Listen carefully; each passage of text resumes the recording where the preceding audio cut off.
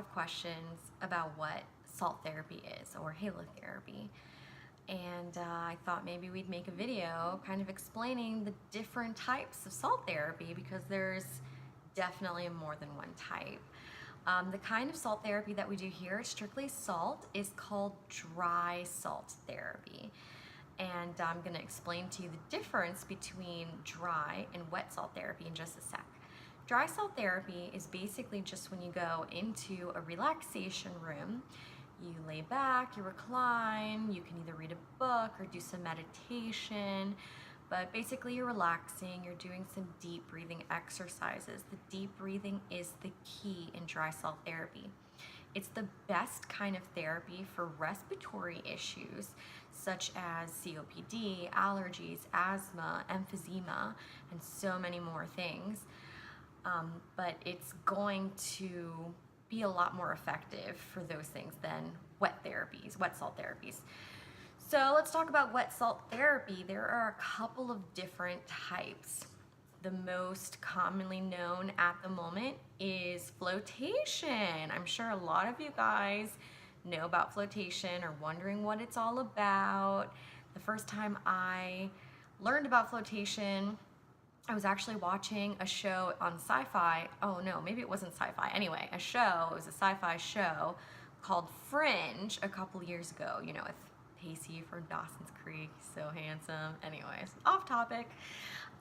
So on Fringe, you know, the main character goes into this tank and they put a whole lot of salt water on it, and then she like transports herself into another dimension. Anyways, I don't really think that that's what the flotation places are trying to achieve, but it's the same concept. You go into a tank that has very, very saturated salt water in it, and you float. It's a sensory deprivation experience. I have heard really great things about it. It does help with things like muscle ache, I think, as well as joint pain. It helps with meditation. It kind of gives your meditation game a whole new level.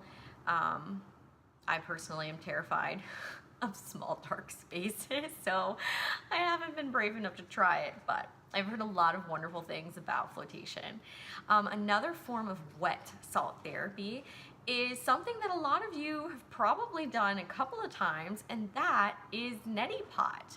The neti pots have salt water in them that you make at home, and you run it in through your nose, and it kind of goes up your respiratory tract and out the other. And the neti pot is a really great form of salt therapy.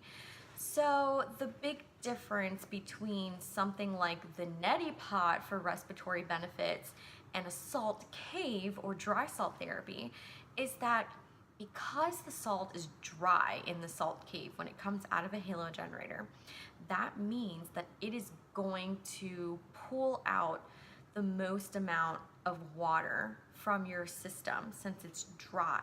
When you're using a neti pot, the salt in the neti pot is already very saturated, so the amount of inflammatory benefit you get from it is minimal when you are talking in comparison to dry salt therapy.